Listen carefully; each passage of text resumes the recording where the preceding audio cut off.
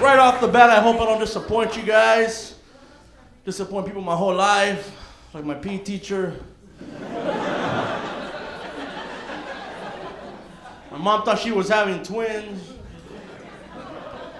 My dad wanted me to be a jockey. It was just a lot of disappointments. I'm getting through it. I joined the gym. Give it up for me. I joined the gym. Thank you. Thank you. Might even go. I don't know yet. I'm thinking about it. Baby steps. It's not that I hate going, is that when you join, they ask you those personal offensive questions when you join. Like, sir, do you normally exercise? Yes. Like, sir, do you normally eat right? I'm gonna eat right now. And there was one question that really got to me. They were like, sir, what do you want to succeed in by losing weight? What's your goal for losing weight? I don't know, wear emo pants. I don't know, sit at a booth at Denny's comfortable. I don't know, you know? I'm tired of this. It's hard. I want to wear a V-neck and not make it look like a U. It's horrible. They don't have a place for me. They don't have a place with fat mannequins. They don't have a Watermelon Republic. They don't have Forever Size 48. Those are my dreams. It's not right. I'm trying to change this. I've tried every other day. I was walking. Now, and at that point, I said to myself, I wish I could go back in time. And then suddenly I saw a little fat Mexican kid that looked just like me. Little fat Mexican kid looked just like me. I'm like, this is my time to change a life. I was like, mijo, come here. Mijo, listen. I'm from the future. There's still time, bro. He's like, how do I know you're me? I'm like, because I know what you do in the bathroom, bro. You eat cake. Horrible. I have a girlfriend, but she broke up with me because I was too fat. And it's cool, it was awkward. Every time we did it, it looked like she was drowning. I don't know. I almost lost her in the Disneyland one time on Thunder Mountain. Because apparently you have to share the lap bar. Some of you know where this is going. We're on the ride, we're going, yeah, baby, this is fun, right, baby? Baby? Lost her. It sucks, man, but it could have been a lot more. I could have been a cholo, but no. I couldn't run that fast for the getaways. Couldn't be that Mexican gangster. I was the one trying to talk to the cops. Hey, maybe we should talk to them. We can figure this out. And it was too crazy. Now I hang around with white people. I stop hanging around with cholos. Is there any cholos here? Thank God. Okay. They're scary people, man. I learned to speak in vowels because of them. Because they speak to you in vowels. Like the other day, I bumped into one. He was like, E. I'm sorry, man, but my stomach hurt. Ah! He's like, I'm gonna be late. Ooh!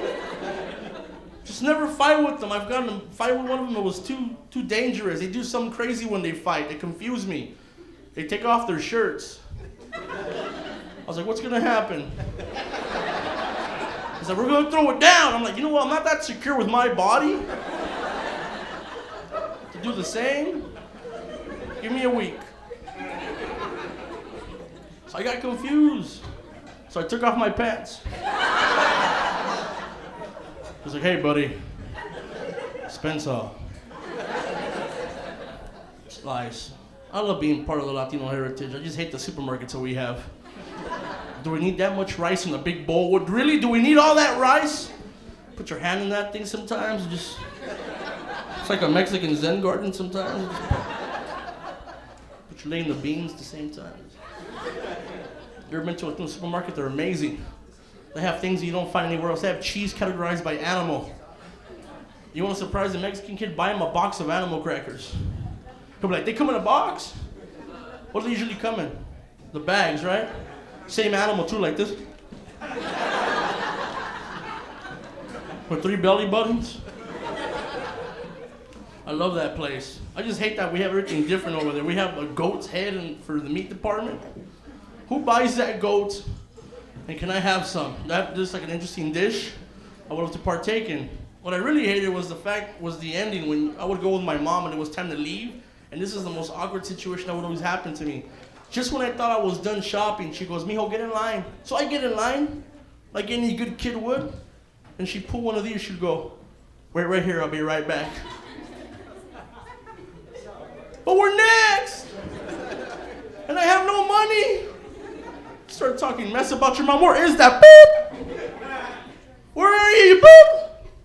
What do you do? What do you do? It's frustrating. Do you put the stuff on the machine? You don't know what to do. You're just there crying and you're one more next for you to go. You're sweating. There's a lady behind you. She's a pip too because everybody at this point is looking at you.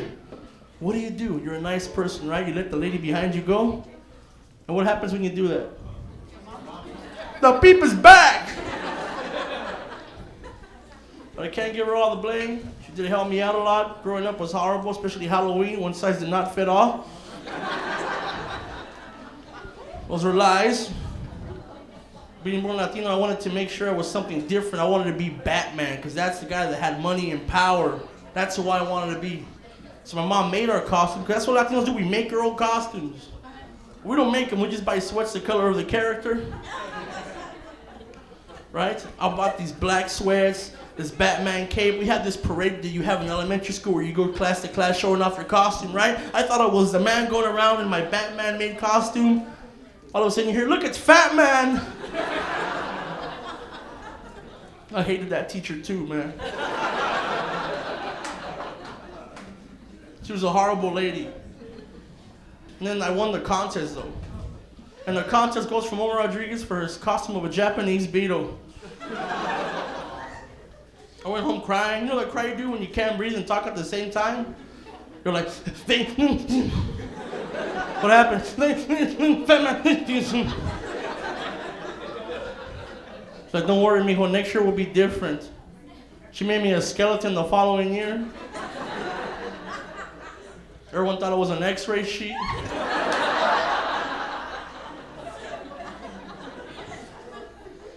It's horrible. But she got me through a lot of things. She got me working out again. She got me going through all this drama. But I'll tell you one thing, and I'm going to get off on this, guys. I don't always wear shirts. But when I do, I wear 3X. My name is Momo Rodriguez. Thank you, guys.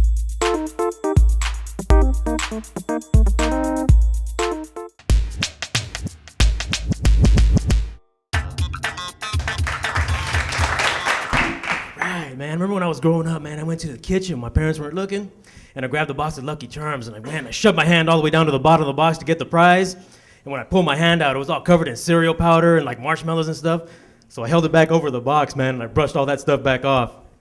And you know, as sneaky as I thought I was, man, I was the one that wound up eating all that sweaty cereal that I put back into the box. But it was tough growing up, though, man, because my parents were cheap, you know, like on Halloween, they didn't buy us no costumes. No, they used to line up me and my brothers, make us swap clothes. We had to go trick-or-treating dressed as each other. And all the other kids, man, had like these nice plastic pumpkins and stuff to carry their candy in, and we were out there with pillowcases and potato sacks and whatnot. You know, all the other kids, when they went home, you know, their parents would like sort out their candy, and by the time we got home, our candy was all gone already. You know, for the following week after that, we were like stuck on the toilet, you know, and like needles and razor blades and everything was coming out, and all the other jacked up stuff people put in our candy. Christmas was worse though, man, because see, my father was like the world's heavyweight champion of odd jobs. Like one year he'd be a janitor, and then like the year after that he'd be a plumber, and then like the year after that he'd make parole. You know, so they didn't buy us no Christmas gifts, man. They used to line up me and my brothers on Christmas Eve, make us swap bedrooms. That way when we woke up on Christmas morning, it looked like we had all new stuff. School was worse though, man. I mean, I'd go to school and all the other kids had cool nicknames, you know what I mean? Like, you know, Maria had Mari, and Joe had Pepe, Guillermo had Memo, and here I am with Randall. And you know your name is messed up, man, when you got kids named Scooter and Melvin talking trash to you on the schoolyard. Lunch was horrible, man, because all the other kids had like these cool lunches, you know what I'm saying? They had like Twinkies and Zingers and Ding Dongs and donuts, and the best we ever got, man, was like 7-Up, a bag of Pop Rocks, and fried weenies. And the weenies would be like all burned up and everything, but you could still see the little tiny holes where my mom stuck a fork to cook it with the stove burner. Did you guys ever go old school like that, man? Stick a fork in a weenie, cook it on the stove burner? It gets all burned up and everything, man. Then you wrap it up like in a tortilla or a piece of bread or something. You take a bite out of it and it's all cold in the middle. And then all that black stuff, man, crunches with every bite you take. Then you go outside and you talk to your friends, man, and none of them want to tell you there's all kinds of black stuff all over your teeth. My parents were married 20-some odd years, man. Couldn't stand each other. Too cheap to get a divorce. Yeah, they figured it was a lot easier just to talk all kinds of trash and take turns kicking each other out of the house. Our house was messed up too, man. Serious, like, even though we didn't have no chimney, there's always smoke coming out. But nothing compared to our neighbors, man, the Hernandez family. I mean, when they moved in, the first thing they did was convert their garage into an apartment complex. Next thing you know, man, they had the used car graveyard going on in the driveway. You know, and their house had more holes in the walls and doors and windows combined, and had the roof ever collapsed, it would have killed more cockroaches than people. One day I was out there fighting with one of their sons, man. He took a step back, he did this crazy old whistle, and the next thing you know, I was surrounded by the entire Hernandez family. All 4,000 of them. Yeah, man, they jumped all over me like I was the only guy in prison with a ball behind.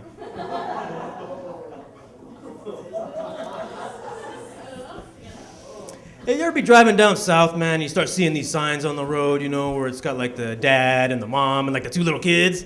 What's going on with those, man? Those ain't cool. Because, I mean, seriously, how many real Latino families you know only got 2 kids? Because Latinos are like the most fertile people on the planet, brother. Especially the men. We're like a stick of dynamite, man. When we go off, someone's getting knocked up.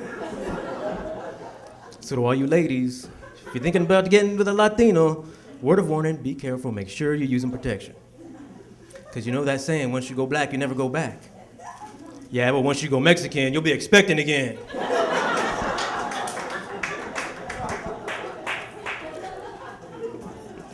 Serious, man. Latinos are like jackrabbits. You know, you get 2 of us together, next thing you know, your entire neighborhood looks like a shopping spree at Walmart.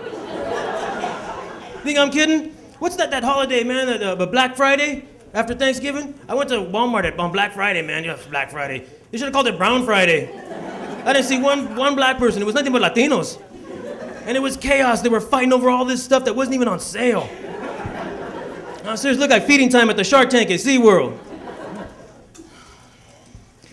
And then all the lines, man, were like a mile long. So we went over to the express lane, you know, and there was this one guy who had a basket with like 1,000 items. Serious, and the cashier tried to give him a hard time, so you know what he did? He looked at all his family members, they went and grabbed carts, they divided up the items, and then they got back into the express lane. So we went over to the self-checkout, and the thing didn't work. And the only employee that could help us was his homegirl, and she had her face painted white, her lips were cherry red, they were outlined in black, and she had both their eyebrows drawn on with a Sharpie.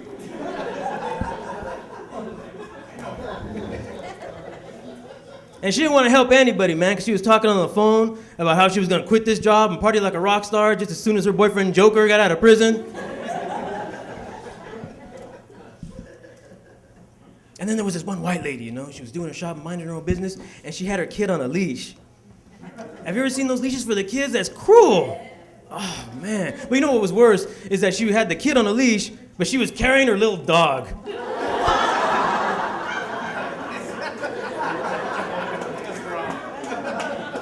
How far do you think she goes with that, man? You think when she gets home, she like puts the dog on the potty and takes the little kid out to the lawn to take a dump? You think maybe she follows him around with a little baggie, trying to clean up the mess and be a good neighbor? I feel bad for that kid if he ever whizzes on the rug, huh? She'd probably like beat the crap out of him with a rolled up newspaper.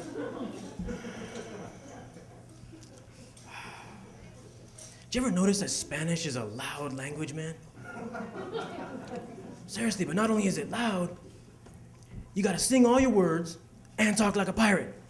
¡Hola, vato! ¿Cómo estás? Ah, bien, bien, ¿qué estás haciendo? Ah, tú sabes, güey, tomando mucha cerveza.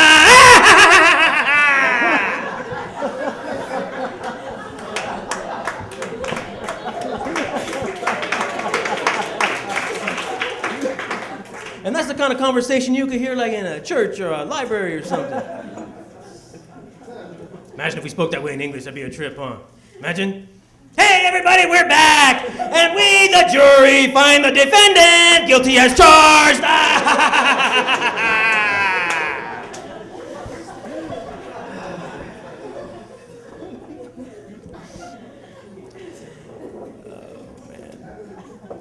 I had a tough time growing up, though, really, man, because, I couldn't speak good Spanish. And this homeboy confronted me about it one time, so I thought I'd have some fun with him, you know. He came out to me and he's like, hey, If you can't speak Spanish, what kind of Mexican are you? I said, kind of speaks English? He said, very funny, man, you ain't real. I said, look, brother, everybody knows that it's not about language, man. It's about blood and heritage and pride. And I get bloody drunk, it's hereditary, and I'm proud of it. So that makes me just as brown as anybody else, right? He goes, well, how you gonna be Mexican and have a name like Randall? I said, hey, it was tough growing up, but it wound up working out. Goes along great with my heavy Caucasian accent.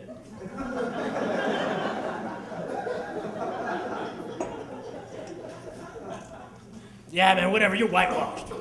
I said, whitewashed? Do you even know what that means? He's like, nah, man, what does it mean? I go, that means that I don't sell piggy banks, pillows, blankets, knives, wives, children, or chiclets on every street corner. I don't speak Spanish, I don't like Mexican food. I've never been in prison. My sister's only got one kid. There's only 4 people in my house, none of them live in the garage. Don't have cowboy boots, don't have a straw hat, don't have gold teeth. Never swam across the river, never hopped over a fence. I can't stand women, and I've got full coverage on my car insurance.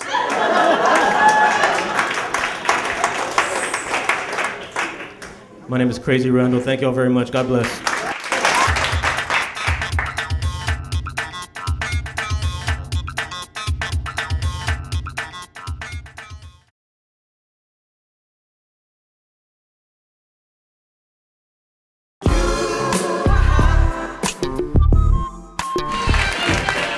Oh, what's going on, improv? What's going on? Y'all are looking at me like, you tell us, Pedro.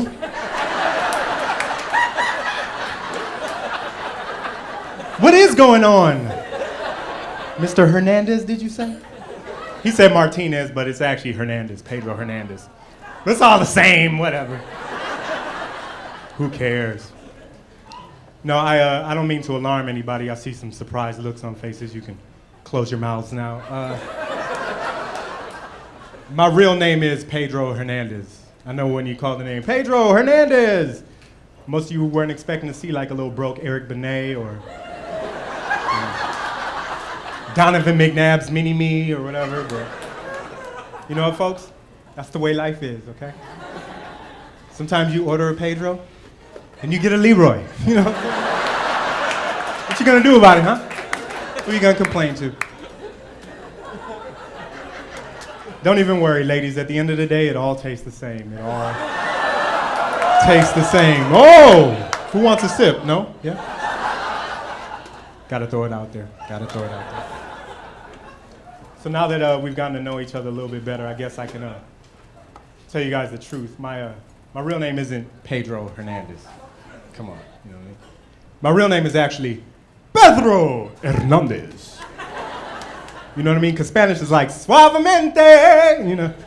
You can't just roll up in the barrio and be like, hey, what up, dog? My name Pedro. It doesn't sound right, you know? Spanish is a romance language. You gotta have that passion. En este domingo en Telemundo es Pedro Hernandez. Sounds better, right? There's only one problem. The only Spanish I speak is Pedro Hernandez. And I had to practice that. So that always leads people to ask the question, well, Pedro, what are you? You have a full Spanish name, you don't speak Spanish, and you have hair of buckwheat. What's going on? I think it's obvious, but if you need me to explain, fine, I will. Okay? On my mother's side of the family, my great-grandfather was from Venezuela. Now, sometime in the late 1800s, he migrated to Trinidad, and that's where my family has been from ever since. Now, for those of you that don't know, Trinidad is a Caribbean island, but it's not a Spanish-speaking country. My family speaks English with an accent like so.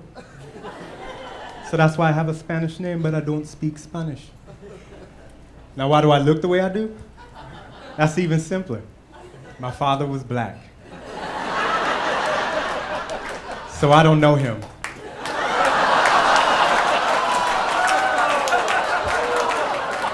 At least somebody's happy. Yeah, buddy. You guys good? A lot of stuff going on in the news, man. I don't know if you guys heard, but last week, the great R&B singer Rick James died. Yeah, that's pretty sad, huh? But what tripped me out is that when I found out, I saw a little teaser on the news, and they said, legendary singer Rick James has died today. Find out what may have killed him tonight at 11. What may have killed him? Rick James used to kidnap women and do cocaine off of their booty for a week. I don't think it was a high-carb diet that killed him. He's a wild guy. What killed Rick James? Rick James killed Rick James. You live like that, you die like that. But celebrities are crazy, man. You ever, like, the one Olsen twin, Mary Kate, you heard about her? She had checked herself into rehab for anorexia. Now that's almost sadder than Rick James dying, you know? No, because you see a girl like that and she is so young and so beautiful, and you have to ask yourself, how did she get so fat? Is she like 80, 85 pounds? Come on. Seemed like somewhere around 60 pounds, she would have stopped stuffing her face full of alfalfa sprouts and deep breaths and gotten in shape, but no. Just let it all go. No, I joke about it, but it actually upsets me, highly upsets me, because, you know, Mary Kate Olsen is a billionaire, and she refuses to eat. That's a slap in the face of every poor person in the world, okay? You can't be a billionaire and refuse to eat. Everybody in this room has to get up every morning and go to a job that they can't stand. Why? So you can eat! She has $1 billion, refuses to eat. Folks, a billionaire that refuses to eat is like if Hugh Hefner was gay. Like, what a waste of titties, come on. You know what I mean? Like, imagine if Hef just ran around the mansion all day like, okay, girls, let's go to the grotto and play Don't Touch the Penis. $1 billion, man. I just think that if you're gonna be greedy enough to go out and get $1 billion, that greed should show on your body. You know what I mean? Like, if I was a billionaire, I'd try my best to outweigh a car or like a rhinoceros or something, you know what I mean? Like, I try and become one of those fat people that the fire department has to come rescue. Not because your house is on fire, but because you are so fat, you are laying on yourself. And it hurts. You know what I mean? Making 911 calls like, help! Somebody come get me off of me. Ah! That's my impression of a fat person laying on himself. It works, it's good. Right. Broke people, I don't know if you can tell, extremely poor. I didn't realize how broke I was until the other day. I went shopping and I realized that I couldn't afford one thing in the store. Not one thing. I was just in there browsing, just window shopping.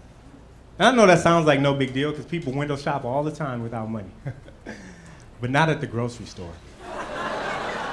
Like, it's sad when you have to put ramen noodles on layaway. Like, I'm coming back for those creamy chickens. Don't sell those. Those are mine. Sad, man. Broke. Can't afford a girlfriend. It's a shame. I filled out a loan application the other day for a girlfriend. Got turned down. And listen, I'm not the kind of guy that thinks that, you know, all women are hoes or whatever, you know, because I know that is not the case. You know, all women are not hoes. But it's just confusing sometimes because you all cost money. You know what I mean? Like that, me and my girlfriend, we just recently broke up, you know, because it's over money and stuff, you know. She wanted like all the fancy stuff, like the trips and the dinners and electricity. I'm like, come on. Whoa. One step at a time, you know? It's crazy, man. Like, her and I, we were together for like 4 years. And fellas, I'm gonna warn you, I see some couples out here. I don't know if you know this, but once you're with a woman after a while, eventually she's gonna want you to at least go out, at least shop, at least act like you're gonna buy the ring.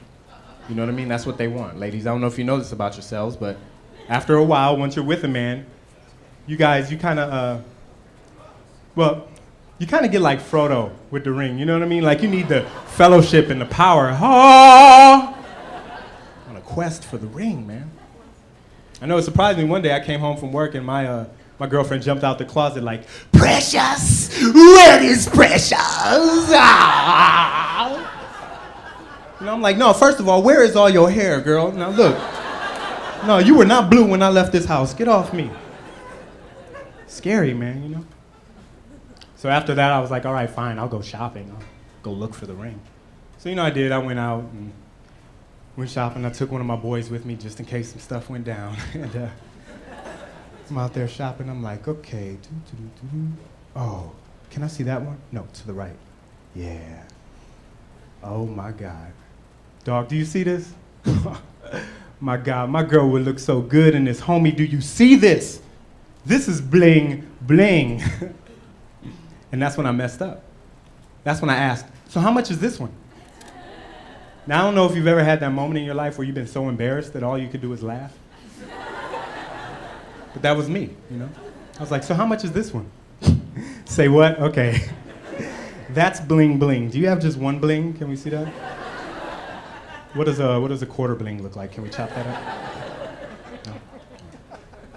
Sad. She left me. So, after 4 years, though, I felt like I was a little rusty, like I had been out of the game for a minute, Like I didn't know what women like nowadays. So I did a little research. I went out on the web and I found out about this thing called tantric sex. Now, by round of applause, who in here has heard of tantric sex? Yeah? Some freaks in the back? All right, keep the party going. For those of you who don't know, tantric sex is like an Eastern technique or philosophy where they say you can actually use your mind to control your sexual experience, right?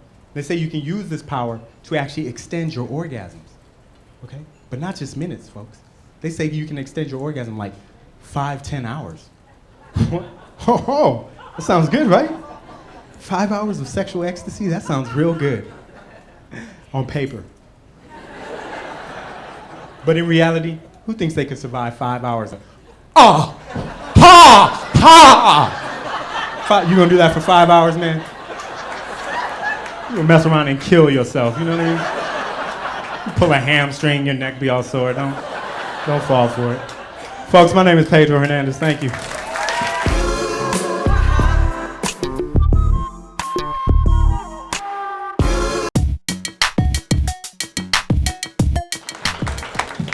How you guys doing? All my beautiful Latinos. Yes, my name is Peggy Gutierrez, and I'm very happy to be here. I'll start off by telling you guys a little bit about me. I just got married. Thank you. To an Arab. Yeah, that was fun. I love it, though. There's some perks of being married to an Arab, because you get cheap oil changes. 2 people have gotten cheap oil changes. Thank you. It's true, though. In his part-time job, I get, free Slurpees and stuff like that, It's a lot of fun. My parents absolutely hate when I invite them to the house, because they lock up the towels. Yes. Oh, but just don't push his buttons because he's got a real explosive personality. That's not fun. That's not fun at all. It really. No, he's actually a great guy. He's also a comic too. He just got himself a new car. He's got one of those Toyota Camrys. Thanks for getting those. Thank you. I appreciate it. Well, I used to be married to a white guy. Thank you very much. I appreciate that. I couldn't help it. I wanted to own something. But,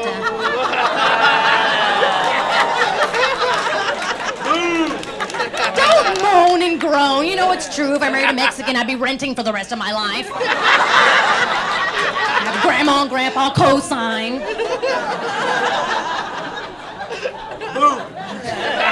It's true. Yes, I married a white guy. It didn't work out, though, because he used to like to act macho around me all the time. Real macho.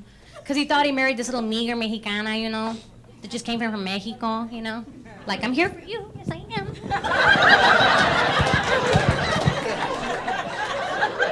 It's a bunch of bull. And I was going to make them burritos and tacos, carne guisada, tortillas, and change his dirty underwear. Not this Mexican. You know what he used to tell me? I'm serious. Woman, get downstairs and get me a beer. We live in a one-story, pendejo.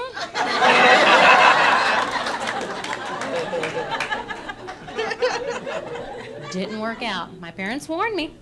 You gotta live with them before you marry them, because you find out stuff about them that you wouldn't have known before, right? Right? Isn't that very true? I didn't know that he used to like to go to Hooters. Hooters. I hate that stinking place, Hooters. See, Arabs don't go to Hooters. They own them all.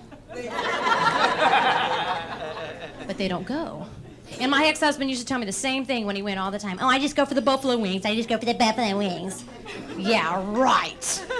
More like buffalo breasts. See? Women know what I'm talking about. Ladies, I think they should come up with a restaurant for women, right? Yeah! Exactly. We deserve it. I'm thinking something like Peckers.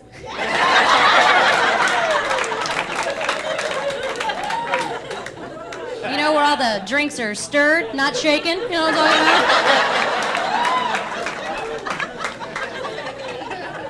about? Oh, that'd be the first time we had a rum and coke with a head on it. Ooh.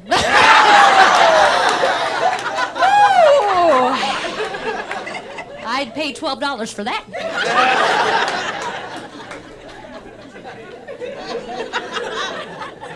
You'd have to watch out for the hard liquor, though. You know what I'm talking about? That'd be a stiff drink, wouldn't it? They just keep coming out, don't they, pals? Just keep coming out. Yeah, my ex-husband used to like to go to, I used to like to watch basketball all the time, you know? Basketball, I know it's a big thing, you know? So I used to watch basketball with him all the time. And I was sitting there watching, and I'm listening to the commentating. Have you ever listened to the commentating closely? It's like a man's macho conversation, you know what I'm saying? You don't know what I'm saying? I'll give you an example. Nice soft finger roll to the rim.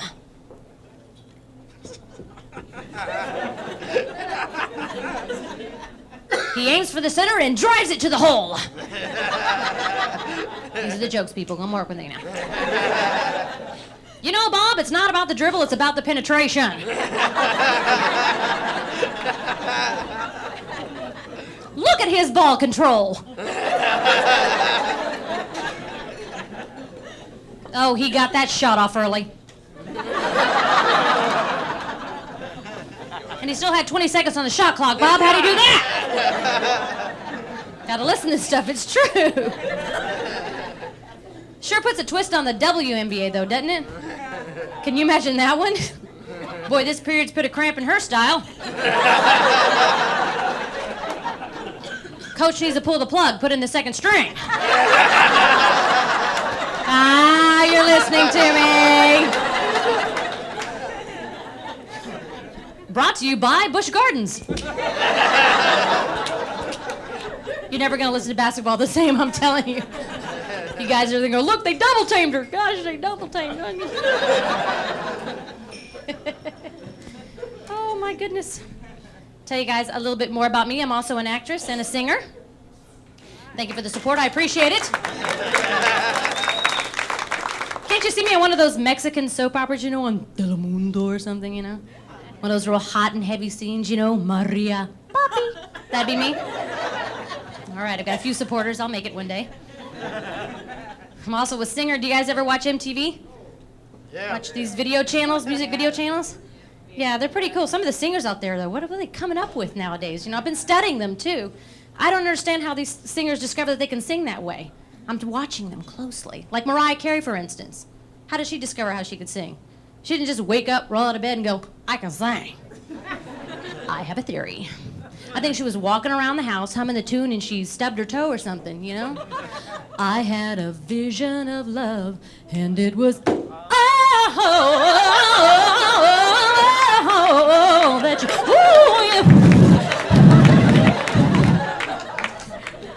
that really hurt my toe. No, just kidding.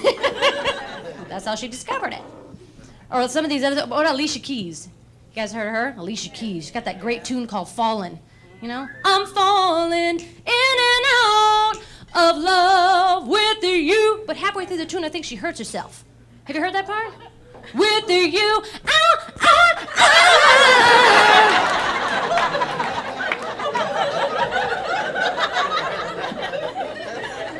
Never felt this way.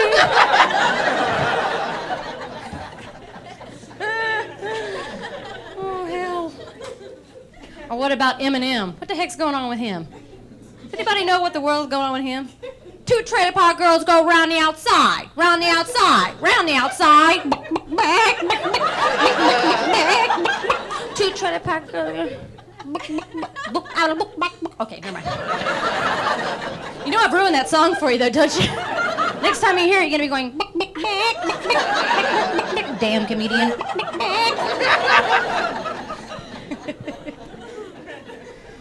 Oh, music is a big part of my life. I love singing. I'm always studying. I go on auditions too, and the singing and the auditions are screwing me up. It's totally screwing me up. Like I got sent on this all-lesbian cruise line audition. So I thought, okay, I'm gonna get creative, so I walked in, next. Near, far, wherever you are. You know, here at Dyke Cruise Line, one thing is true. Unlike the Titanic, we won't go down on you. That's my time. Thank you very much. You guys have been wonderful. Thank you.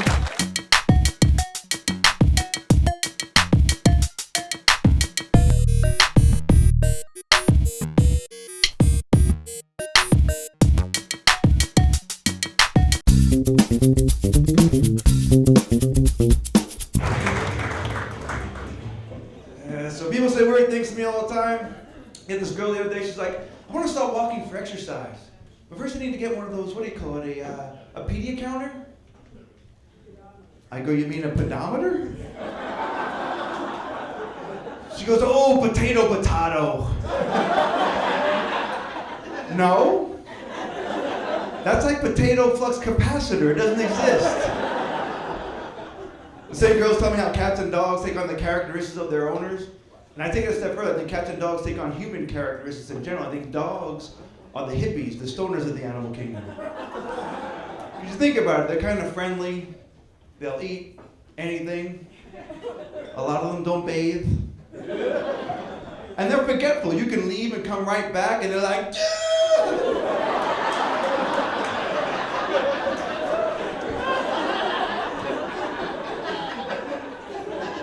I think cats are the opposite. Cats are the OCD, the A-type personality.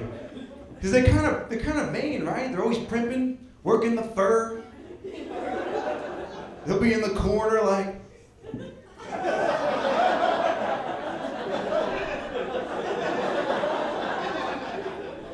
Who is your kitty? Get them wet, they freak the hell out. This is fur! Expensive.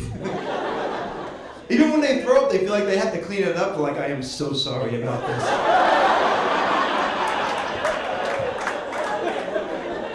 I don't even know what happened. I was just licking myself, and then boom, there it was. It's disgusting, I know. If I had thumbs, I would totally pick this up. I would. What is with this rug? It doesn't cover anything.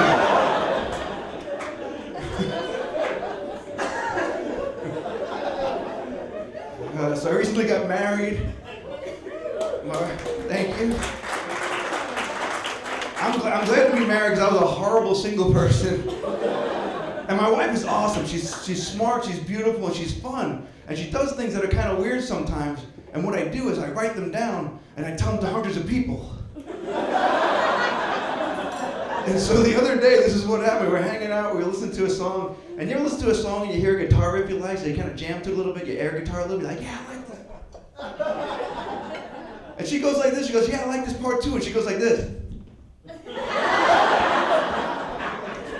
What the hell is that? You look like the creepy guy at the park. And I said that, and she took it to another level. She goes, oh yeah?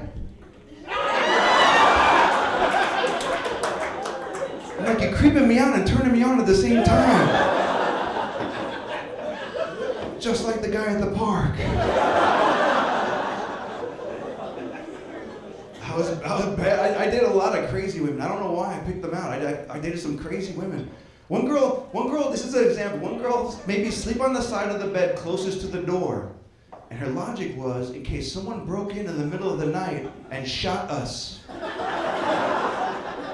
Where did you grow up? That's even a thought. And second of all, it's pretty much just gonna be boom, boom, that's it. At best, you just woke up to see that happen.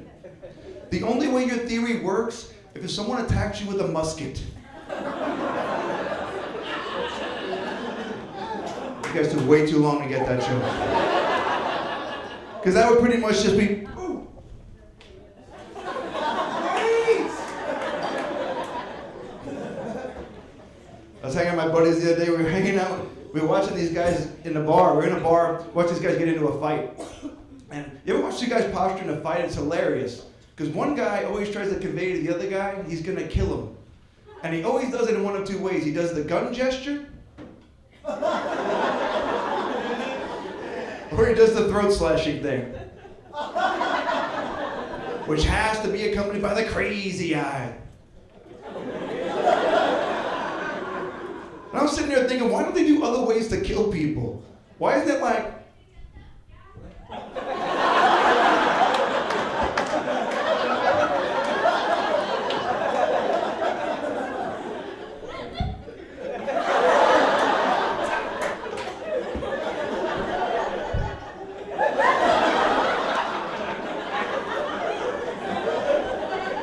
just go over top with it, just be like...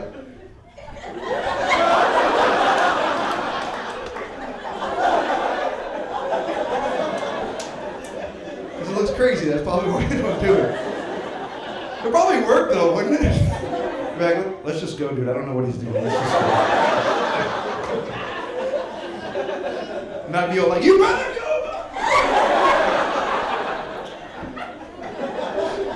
I was on a horse there, did you see that?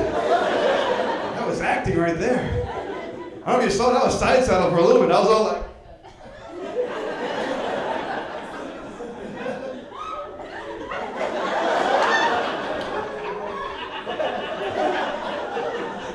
I don't know if you saw it, it was quick. And now I'm exhausted. I'm riding an invisible horse. God, I'm getting older. I found out I have sleep apnea. Yeah, which means I stop breathing when I'm sleeping. Which means my body's too lazy to keep this running while I'm sleeping. What is that? They gave me that CPAP machine with a mask you put on, shoots air down your throat, keep your airway open while you're sleeping. That's sexy, isn't it? Thank God I'm married. Can you imagine bringing that girl home for the first time? That was great, baby. Good night.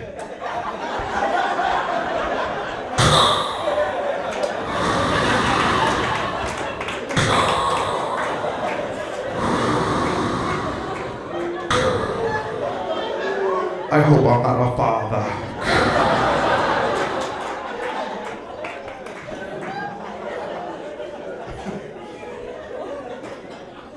Because of that, my doctor says I have low testosterone. Yeah, no dude ever wants to hear that. I'm like, really? Low testosterone? That would explain why I want to see the Twilight movies all of a sudden. Because I'm a girl. I gotta tell you this. As a comic, they teach you to remove your filters, remove your censors, just tell your jokes. And but I have a day job too, and they don't like that at all. And this is a true story. The other day I was in a meeting and this woman was telling a horrible story about how her son went to the town pools with his friends, and they were playing a game called Who Could Hold Their Breath the Longest. And something went horribly wrong, and one of the kids died, which is a terrible, terrible story. And the conference room was just tight and tense and quiet. And finally, what seemed like hours, I couldn't take it anymore, so I finally just said, so he won? I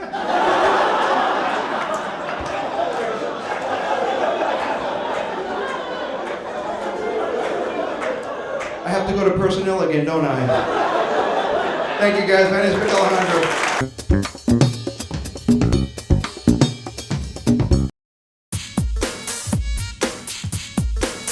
I love women, I really do. I got a bone to pick with the women. Why is it that women get away with being rude every day? We never say anything. Ladies, you don't even realize when you're being rude. My sister got me a rude Christmas gift this past Christmas. How do you get somebody a rude Christmas gift? She had me a sun visor for Christmas. You know, a hat that you would wear in the summertime at the beach.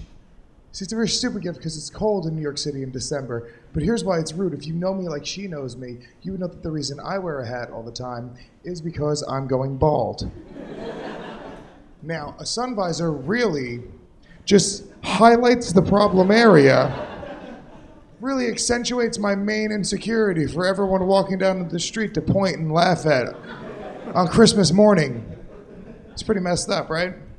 It's okay though, because I'm gonna get her back. Here's how. She's got a birthday coming up in like a month, and she's fat. So I'm buying her a sweater with a big hole cut out right in the stomach area so everyone can point and laugh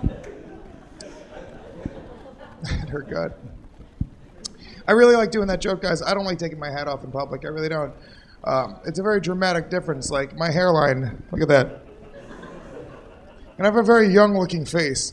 You know what I'm saying? Like with my hat on, it looks like I have a future. But as soon as this hat comes off, that idea flies out the window. Think of it like this. With my hat on, it looks like I might be a college student, right? With my hat off, it looks like I might murder a college student. And that's a very big difference for one piece of clothing to make in my life. And that's why I can't hit on women outside, because I'm always afraid a gust of wind is going to come and knock my hat off. It'll be like I'm being fucked by nature or Jesus. Imagine that. Girls, imagine I'm hitting on you. It's like, hey, what's up, ladies? You want to get something to drink? I know that's great. Follow me.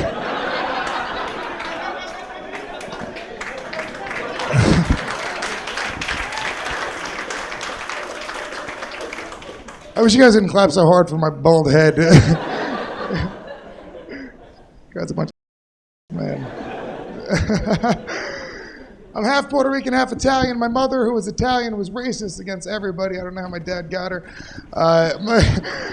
My mom was especially racist. She did not like Jewish people. She used to tell me all the time. I had a Jewish friend in high school. She told me I could be friends with them. I'm like, why not? She's like, because the Jews control all of the banks and all of the media in the world. I was like, Mom, you married a Puerto Rican. We're on welfare. We need some Jews in our life right now. Are you insane? All of the banks in the world. I'm going to marry a Jewish chick and own a bank. Then I'm going to put it out on the wire because I own on the media that Louis J. Gomez owns a bank. It's pretty badass. A lot of Jewish people in the crowd. All right. Man, I'll tell you guys, the most embarrassed I've ever been in my entire life. True story. First time I got caught masturbating. Every guy has been caught masturbating. Every guy. It's a game of numbers. We do it too much. It's the truth, right?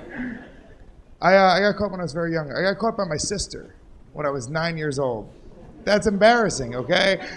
That's especially embarrassing, not only because it's my sister, but at 9 years old, I masturbated in a very embarrassing way because I didn't learn the traditional form of masturbating until I was like 11 or 12, okay? At 9 years old, I humped things. I loved humping things. At 9 years old, I would hump everything. I would hump my pillow or my mattress, or sometimes I would bunch up my blankets in what I thought was the shape of a woman's body, and I would hump my pile of blankets. Swear to God, this is true. I say, hey guys, don't be embarrassed about this. I should be way more embarrassed about this than you are, so relax. It's a hilarious story, I promise. My favorite thing to hump, this is true. My favorite thing to hump when I was 9 years old, I had this big white overstuffed teddy bear wearing this little red t-shirt that said, I love you. This thing was teasing me for years, begging for it, right? So I would come home from the third grade every day. I would drop my books on the floor. I would drag this bear into the bathroom like a caveman and just go to town on it, right? And this one time in particular, I didn't lock the bathroom door behind me. So I'm on the floor doing things to this bear that I shouldn't be doing. And I look up, I see my 11-year-old sister standing there with a terrified look on her face. And as soon as we made eye contact, she just went, oh. Then she slammed the door and ran out of the house. She was gone. I swear to God, this is true. She was gone for 2 hours. Nobody knew where my sister was. And I was too embarrassed to say anything, right? But we lived upstate in kind of like a wooded area, so I remember thinking, she's probably out back in the woods, like crying, right? But I remember thinking, if she is out back in the woods, I hope a pack of wolves come and kill her. I swear to God, like a pack of wolves, or like you know, it'd be ironic if a real bear came and dragged her off into his cave, so nobody would ever know that I have sex with my teddy bear. But don't worry, guys, she lived. She did not die at the end of this story. She lived.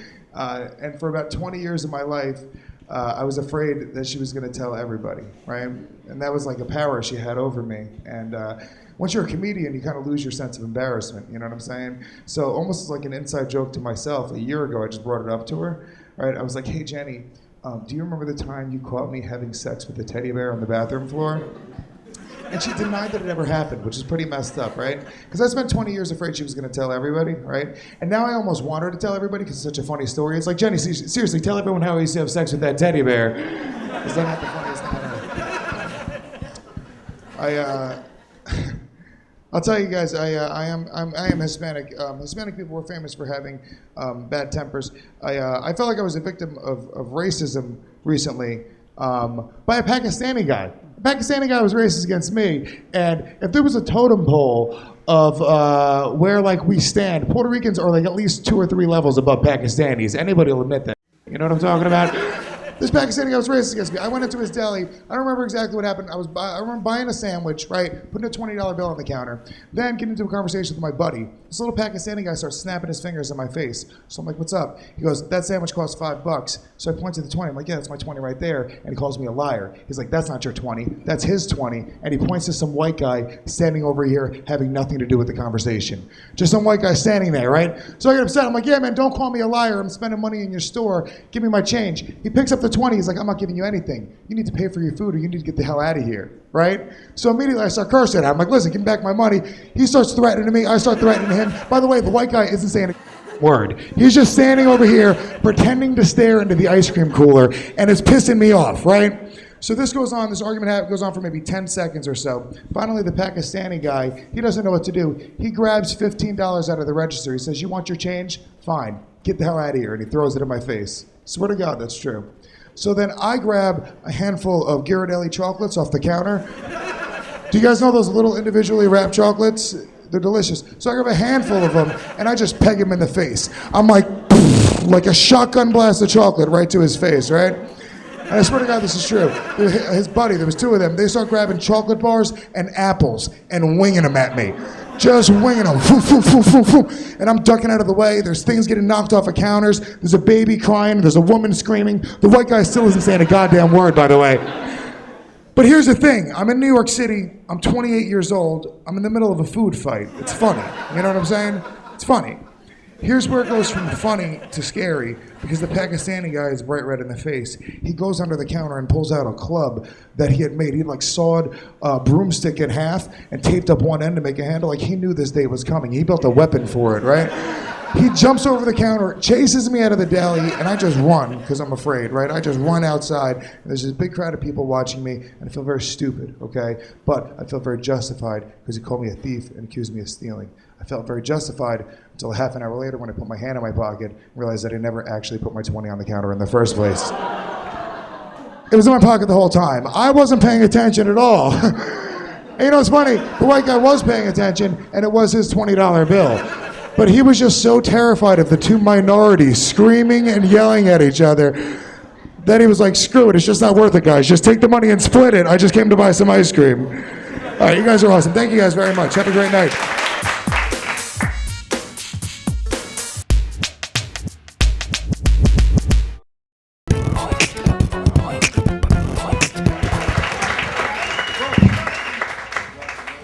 All right, guys, I'm really happy to be here. I heard from the last comic that he said he was Mexican. I also am Mexican-American, and I'm one of the few that can still speak Spanish.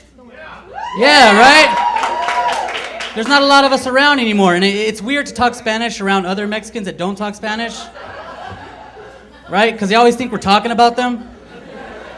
I hate it. When I'm carpooling at work, they're like, oh my God, Juan, please, shut up. Don't get us pulled over. I hate that about that. My dad, he's crazy though. Whatever. He's cool. I like my family. I'm pretty happy with my family. It's like, especially my brothers and sisters. Like a lot better when I was younger. I've gotten to know them a little bit better now that I'm older, and they kind of suck. They always. My older brother, he's always giving me crap for everything that I do. As soon as I answer the phone when he calls me at work, he just starts drilling it into me. Just all of a sudden, I answer the phone. He's like, "Hey, what's up, bitch? You still a secretary?" Yes, so I hate that. And then he's always like, hey, I just want to call you, let you know that last night I benched 250 pounds. What are you at? What are you at, like 150? Like, I wish, I'm not a lesbian. You know what I mean? Can't bench that much. I'm like, dude.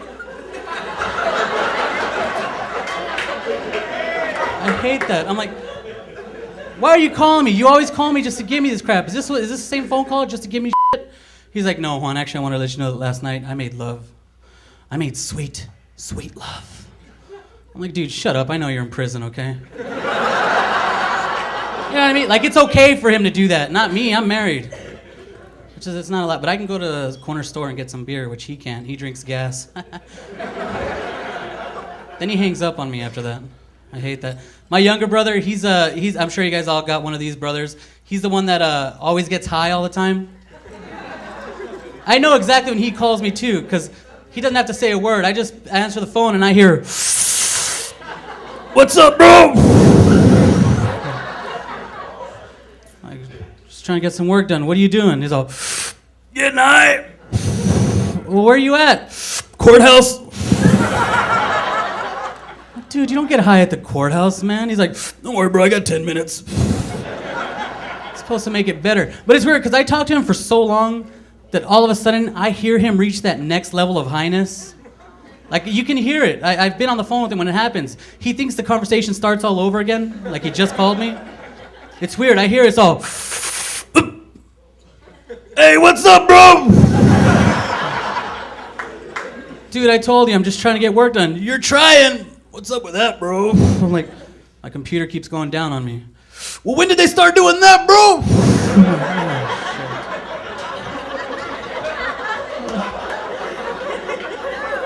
That's weird, man. It's weird. I hang up with them after that.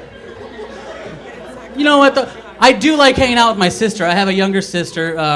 She's just like 2 years younger than me, but I like hanging out with her because all our lives, she's always been the funniest one in our family. Like, without even trying, she's just funnier than everybody, and it's awesome. The only thing that I hate is when she introduces me to her friends. She introduces them like they're automatically supposed to know who I am. They're like, "Hey, yo, what's up, Monique? This is Juan. You heard of him, right?" And she's like, "Oh, the one you guys thought was gonna be gay." Shut up, he didn't know we thought that. No, he's a comedian. Juan, make her laugh. Make her laugh, Juan. Make her. You're not gonna make her laugh? Okay. Make me look stupid? Okay. Why can't you do it? Because my kids are here? Because there's no stage? Because without a stage, you turn into Mr. Shy Guy. I'm like, you know what? I've never done that to her. Never once have I been like, "Hey, yo, what's up, Humberto? This is my sister, Roxanne. She's a whore. Go ahead, suck him off."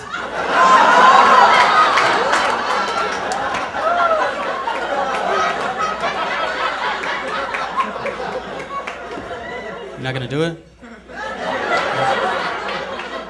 Why, because my kids are around? Oh, because there's no stage. Oh, okay. Because without a stage, you turn into Miss Shy Girl. Then she scares me after that, because she's like, "It's Shy Girl Locona, p***." And I'm like, what? God. I like her, though, man. I like her. But I have a family of my own now. I was married. You guys heard me say earlier that I was married, but we split up, a few months ago. And it's not a big deal. It's okay. It's okay. I'm happy because now I don't have to spend that much money on Christmas. But it's a weird thing. Like, I'm afraid of my daughters because I have 2 beautiful daughters. I'm afraid of them getting a stepfather. Because you guys have always seen a stepfather, right? They make it known that they don't really like you. Right? Like, especially, like when you talk to somebody and you don't even know that they're somebody's stepdad, they let you know. Like, oh, you start talking about kids. How many kids do you have? "Oh, do you mean kids of my own? Kids that I love? The ones that have a college fund?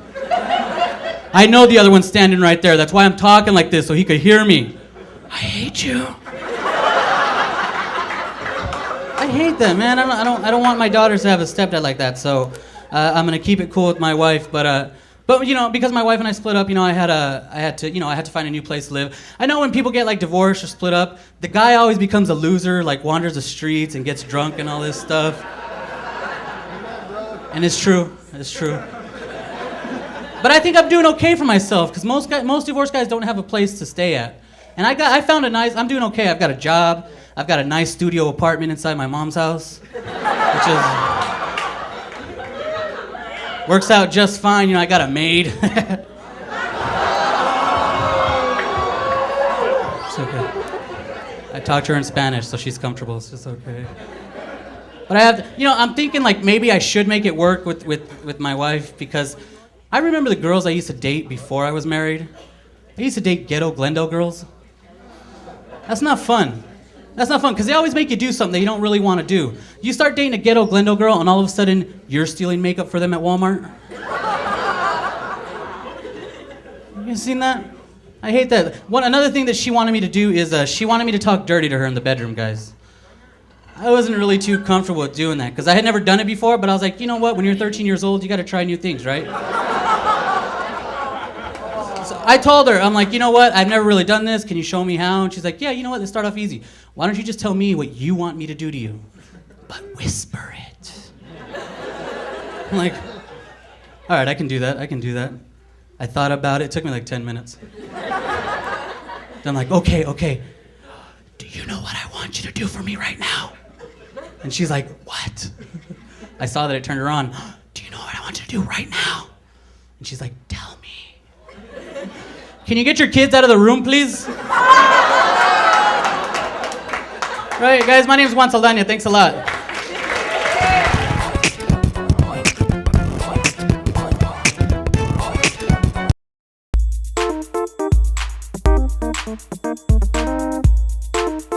Everybody enjoying their summer?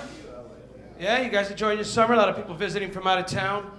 I gotta tell you something, as a Latino male, I think I can speak on behalf of all my Latino brothers and sisters in America that summertime is our favorite season of the year. You know why? And maybe you guys can help me out with this, because what season do we have in summer? Wrong, landscaping season. That's the season we really like. So we like. It's the only time of the year. It's the only time of the year where the Latinos from this great nation can get together with the only white people they know. That's it. I just recently went to my cousin's college graduation, my cousin Papo. His college graduation. It's not really college, it's community college, right? You know, I wish we could stop using the word college when describing community college, right? It's not really college, it's the 13th grade. That's what that is. It's the 13th grade. It's not college if your campus is in the ghetto.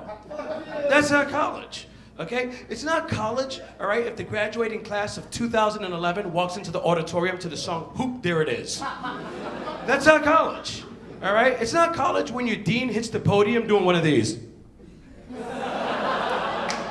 That's not college. It's not at all. It's not college when your on-campus bodega doubles as your bookstore. That's not college. Okay? And it's definitely not college when your commencement speaker is Lil Wayne. That is not college. And it's crazy because my mom was saying to me, you know what, you're being so hard on Papo. Why are you being so hard on him? And I'm like, I'm not being hard on him. He's just no Thomas Edison. Or as Papo likes to say, who? It's fascinating. It's strange, you know, my father was going to be here tonight, but I've never met him. So that's kind of hard. But it's interesting, you know, it's not bad. It's not bad for me because, you know, as a young Hispanic man in this country, you know, we're used to growing up without fathers, you know what I mean? Thank God that in this great land, we have a support group for that. It's called street gangs, which is kind of nice. They work out pretty well. Fascinating story, you know, like I recently just been watching a lot of Al Jazeera lately. You guys watch Al Jazeera? And it's crazy. If you watch Al Jazeera, they're stealing all of our shows, all of our American shows. It's unbelievable. They have their own like daytime TV shows, their own late night TV shows, their own soap operas. So I thought, you know what? Since they're stealing all of our TV shows, I thought maybe I should come up with a couple of TV shows for their fall network lineup. You know, like the Tuesday night. And I think that the 8 o'clock show should be called Sunni Eye for the Shiite Guy. What do you think about that? At 9 o'clock, Trading Caves. All right? 10 o'clock, Project Rubble. You know, and at 11 o'clock, Dancing with Hamas. Which is a really nice one because we keep that one late at night because, you know, in the Middle East, they don't like to watch people having a good time. Which is interesting. You know what I don't like actually though? I really don't like it when people really stereotype, unfortunately, like Arab people. It sucks being a minority myself. I hate it. And I'll give you a good example. You know, they're always saying that Arab men are really, really fundamentalist and like very religious and just maniacal. And I don't think that that's true, you know, because my best friend Mahmoud is from Syria, and I'll give you guys an example. We just spent the last 3 days doing cocaine straight. The last 3 days doing cocaine, and not once did I ever see him stop and pray. Until we ran out of cocaine. All right, he's all bugging out. He's like, which way's Mecca? Which way's Mecca? Which way's Mecca? Which way's Mecca? And I'm like, Mecca? Which way's 178th and Lenox? All right, grab your turban and your robe. We're going on a real pilgrimage. All right, that's the way that's going to happen. But yeah, it's interesting. My girlfriend, just moved in with my girlfriend, and she's Caucasian, right? And here's the thing. So she's Caucasian, so she's really into things like working out and like eating healthy. And it always, I was always curious as to why are white people so obsessed with working out and eating healthy? And then I remembered, oh, that's right, white people want to live. You know what I mean? They do, they really want to live. And it's crazy, she's got me doing this yoga. You know yoga? You guys do yoga? Anybody here does yoga? Wow, this ain't LA. Well, she's got me doing yoga, and if you can imagine this, it's really interesting. It's me and my girlfriend in a room with 25 other women where they pump the heat all the way up, and yoga is supposed to be relaxing, but I always leave really stiff, if you know what I mean. I always do. It's not downward dog, that's hard. It's the upward dog that's a little embarrassing. You know what I mean? I got girls using me as a towel rack. It's not good. It's not good at all. But yeah, I love my girlfriend. She's good. Having your girlfriend move in with you is like being in the Marines, right? You gotta wake up in the morning and go running, right? You gotta like make your bunk. When the hell do you have to do that? You write home to your mom about how much you hate your life. Happens quite a lot. So you guys love being in New York? You guys all visiting from New York City? Visiting from out of town here in New York, right? Most of you guys? You like New York City? You know what drives me nuts about New York? This is the only thing, and I love living in the city, but this is what really drives me nuts. It's taking these trains, these subways, especially in the middle of the summer. Oh my God, what a pain in the ass that is, Especially when you have to go, at rush hour, and it's really hot in the platforms, and it's packed with hundreds of people. Just hundreds of people, and you're fighting your way there, and the train comes, and it's full of people too, and then you get, and you're fighting your way, and the door's open, and you get all the way in, and you're kicking homeless veterans out of the way, and pushing old ladies, and pregnant women, and then karma strikes back, and when the doors close and you're on the train, you realize there's no AC, right? You notice that? And then it's like a scene from Schindler's List, where you're looking at the people on the platform, and the train pulls off, and they're like, off to your doom. Bananas. Sure, though. It's fascinating. I also like lots of things about New York. It's so expensive, man. Isn't this city expensive? It's unbelievable. It's a struggle on how to you literally, I personally, I'm so broke right now that I have to actually use the public handicap bathrooms as a gym. I go in there, I'm doing crunches. It's unbelievable. You know what if you're gonna do this though, guys, I gotta warn you, the jacuzzi's really tiny. Do not drink the water. Just don't do it. But, it is weird. I'll work out there for an hour and a half, and no matter how I clean myself up, every time I walk out, I always smell like crap, which is weird, because it's the bathroom. That's okay. It's all right. I got my check. But it's funny, man. I'll tell you what. This is what I really love about New York City. I want you guys to listen to me very, very closely, because I'm sure you've experienced this, especially you New Yorkers, okay? Here's the deal, right? I live in Harlem, right? So this is how I know it's summertime in New York. I crack open my window, and it's not that I see the women wearing a little skin, or that the sun is shining, or that the trees are blossoming. I open up my window, and I hear the beautiful pitter-patter of these gorgeous little black girls doing a double dutch. Have you seen this? These little girls are 8 years old. They're doing this, and their sense of timing, their choreography, their athleticism, their agility, it's fascinating. That's why it amazes me that when they grow up, they move so slow behind the cash register. Have you guys have you noticed that? Have you guys noticed that? Let me ask you something. Seriously, what's gonna be harder to get out of, Iraq or Dwayne Reed? Tell me. So why is it it's always the most unattractive girls at the party that always want you to walk them to the train at the end of the night? You ever notice that? You're at the party and this chick's like, hey, Jose, will you walk me to the train? I'm like, honey, the train's right there. Just go right outside. It's right on the corner. She's like, well, I'm a little worried about being sexually assaulted. And I'm like, sweetheart, you're a 23-year-old Dominican girl that looks like Gene Hackman. I think you're gonna be fine. And she kept telling me she was a cover model at the party. Yeah, I'm a cover model. I'm like, really? For what, Stephen King novels? That's my time, guys. Thank you very much.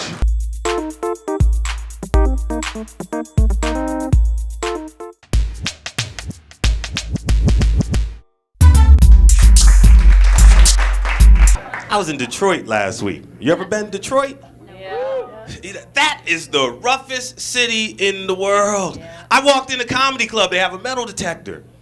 So I walked around a metal detector, and the guy chased me down. I was like, hey, where you going? I need to check you for weapons. I'm like, man, I'm the comic. Okay, weapons? You got a gun? It's like, no, I don't have a gun. I'm the comic. He's like, oh, well, shit, man, here, take that then. What the hell is wrong with you? Oh, you're in Detroit? This is the ghetto. It's a popular word now, isn't it? Ghetto. Stop saying that. Stop saying that to your friends. That's disrespectful. Ghetto. I come from the ghetto. It makes it sound like nothing good comes out of ghetto. Girl, don't put that on. That looks so ghetto. Hollywood makes a lot of money, millions of dollars, off of things that we do in the ghetto. Like that show Punk'd. You ever see this show Punk'd? Okay, people. That's not Punk'd. That's Practical Joke. You know what Punk'd is?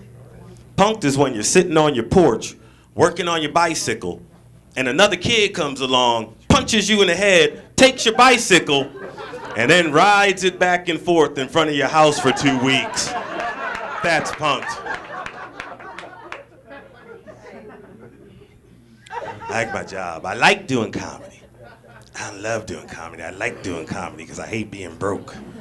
Being broke sucks. You ever been so broke you gotta use the Coinstar machine? I said, why they gotta put the machine in the front of the supermarket? Where all your buddies can see you. And it makes all that noise. And then you get that little ticket, and you're like, wow, $60? I'm gonna buy some weed. Really kidding. I don't smoke weed anymore. But I get that all the time. I get that stereotype wherever I go. You know what I get mostly is Barack. All right, Barack. People assume because I'm black that I'm automatically gonna vote for Barack Obama. People stop me all the time. I do shows, people will come out and go, yes, a black president. How you know I'm gonna vote for Barack? If you vote for somebody because of the color of their skin, how stupid are you? My sister likes McCain. Now, I don't have a problem with this. My issue is the guy's 72 years old. You want a 72-year-old president?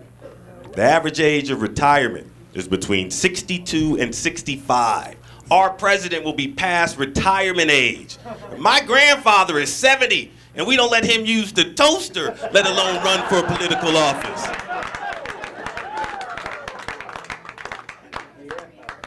Everybody does that. We all stereotype. My best friend Yoshi is from Japan. Yoshi will start stuff no matter where I go because he assumes, being black and coming from the hood, that I know how to fight. We go to a bar, Yoshi picks on the biggest guy in the room, who I since nicknamed the janitor because he proceeded to mop up the club with the back of Yoshi's head.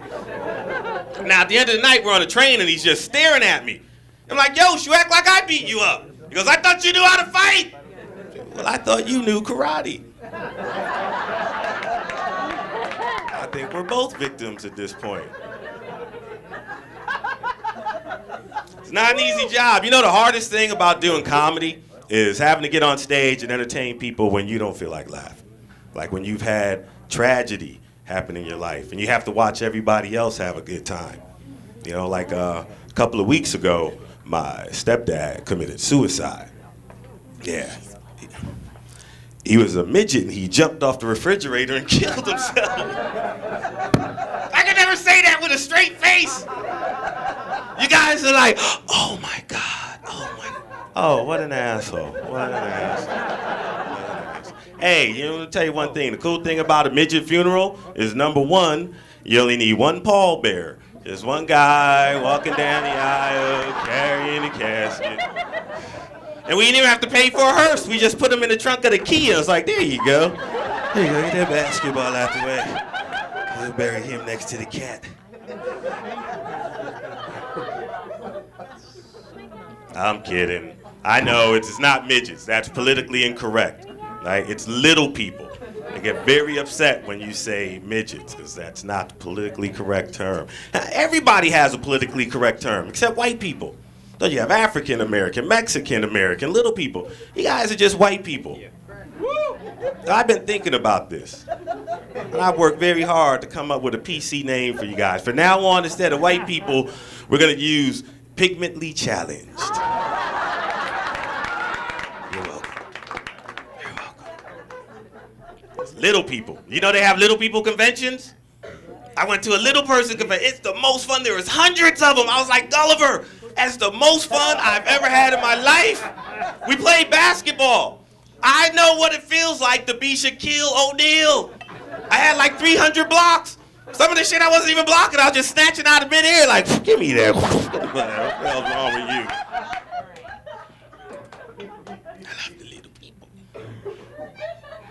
So our biggest issue now is I'm dealing with a mouse, right? You guys ever dealt with a mouse before? I have a mouse. They're most, because you know where there's one, there's a few more of the little buddies hanging around.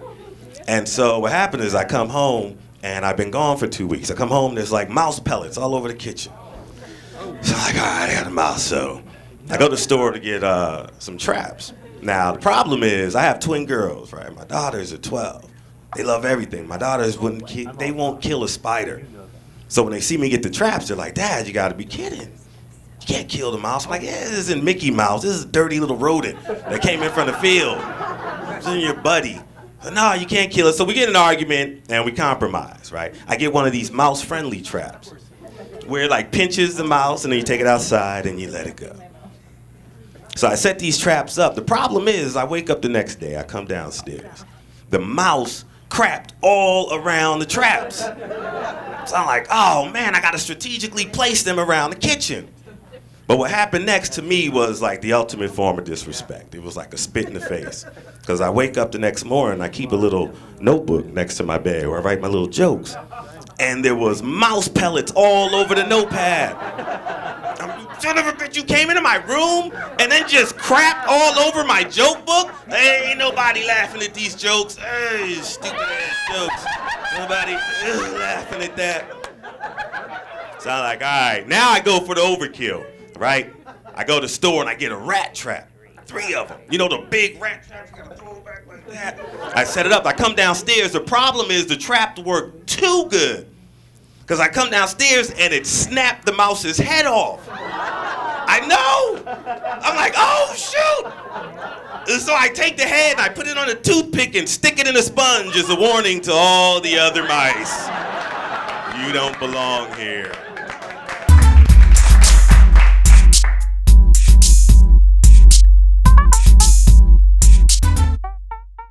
I love New York City. People say it's the greatest city in the world.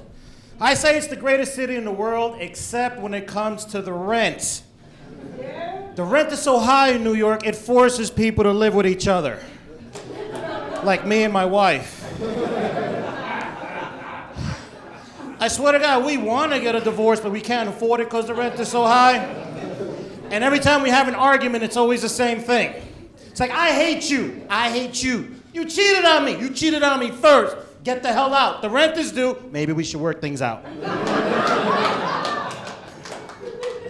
That's why I tell people, if you're going to come to New York City, stay single. Because as long as you're single, you can live anywhere you want. When I was single, I used to live in a basement apartment in New York City, right? Basement apartments are real popular because they're real cool, but they're super, super cheap. Only bad thing is sometimes these basement apartments come with the landlady upstairs. You ever have a New York City landlady living above you? It's crazy, because they like to tell you when you're making too much noise downstairs. But they won't call you or knock on your door. They like to tell you with a broomstick. I swear to God, as soon as the music got a little bit too loud, she gave me some of these. Cut that music down there, I'm trying to sleep up here. I didn't give a crap, I gave it right back to her. But like, screw you, witch! What'd you say? Nothing, Mom. I was hungry, the music was loud, I'm sorry. I'm originally from Queens, New York. Nobody usually cares. I love my borough, but it always bothers me that nobody gives it the love and the respect that the rest of the boroughs do in New York City. And I didn't understand why until somebody told me. A friend of mine was like, yo, Pudge, you guys don't get the respect because you don't got the street cred that the other boroughs do. And I finally figured out what he was talking about when I went to a nightclub in Manhattan.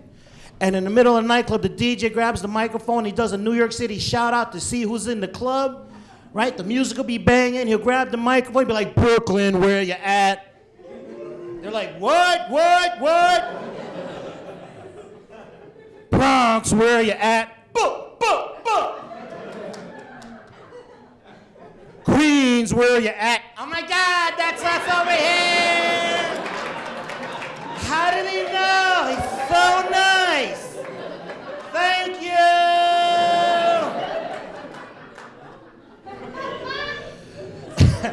I swear to God, Queens was voted the nicest borough of all New York City because we're the only ones that say please and thank you while we're robbing you. That's our street cred. One thing I'm proud of about my borough is we're the most diverse borough out of all New York City, hands down. We are so diverse. We have a car service for every race in Queens. Swear to God, swear to God. The Mexicans have their own car service. The Indians have their own car service. The blacks have the NYPD. It's awesome. Everyone's getting a ride, just not all to the same place. But it's awesome. I love racism. Racism's funny, right? Because you never know when it's going to come out and hit you out of nowhere. It's just crazy. Like one time, I'm in the supermarket and I'm waiting online to get checked out. And you know how you talk to the person in front of you, like while you're waiting, right? So I'm talking to this guy, we're going back and forth. Finally he pays, he's about to leave. But before he leaves, he turns to me. He's like, hey man, so where are you from? I'm like, yo, I'm from Queens, born and raised. He's like, wow, you speak great English. I didn't know what to say. I was like, gracias, gracias. Gracias. Pendejo, gracias. Gracias, gracias. I get that a lot when people first meet me. When they meet me, they always assume that I'm Latino. Yeah, I'm actually only half Latino. My mother's from Colombia, and my father's missing. So, it's only half. And because I was born here, English was my first language. I didn't speak Spanish as a kid. I hardly knew the language, right? But when you come from a Latino family, you always have those Spanish cousins that do speak it fluently. And they used to love teasing me in Spanish because they knew I did not understand what they were saying. Like every time I went over to my cousin's house, he used to be like, yo, Pudge, what do you want for dinner tonight, man? You want chicken or pollo? I didn't know. I was like, give me chicken. Because I'm allergic to polio. I didn't get the shot.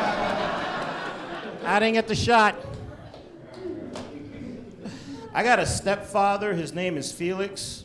I love him to death because he married my mom and he helped raise me. God bless him. You know, he's everything to me. But he's one of these old school Latinos that I can't take him anywhere because he's always embarrassing me. Because when he talks about people, he doesn't call people by their names. He calls them by their race. In Spanish. I swear to, I could be like, yo, Felix, we're gonna go see that Jackie Chan movie? He's like, ese chino. Yo, Felix, you heard Shaquille O'Neal retired. Ese negro. Yo, Felix, you heard what happened to Tiger Woods? Ese chino negro.